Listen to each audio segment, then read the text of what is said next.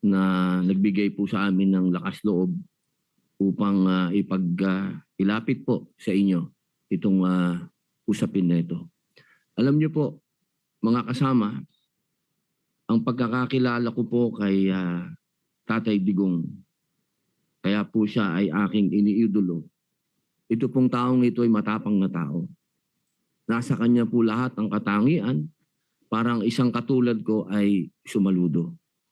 Pero dumadating po sa punto na ang isang tao ay tumatanda.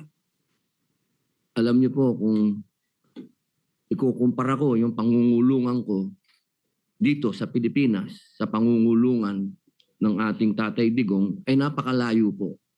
Sapagkat ang kulungan po natin ay hindi po parehas ng kulungan sa ibang bansa. Si Digong po ay nakakulong sa napakaliit na kwarto.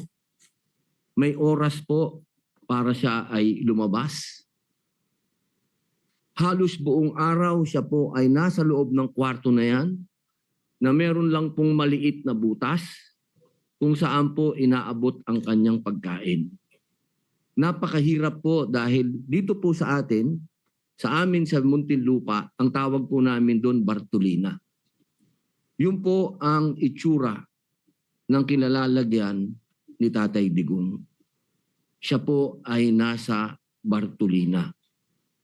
Wala po siya doon nakakausap, wala po siyang nakakakwentuhan, at higit sa lahat, napakahirap po para sa isang nangungulungan na sa ganong edad ay nag-iisa ka, wala pong nag-aasikaso sa iyo. Alam niyo po, ang aking mahal na ina, nung siya po ay nag-umpisa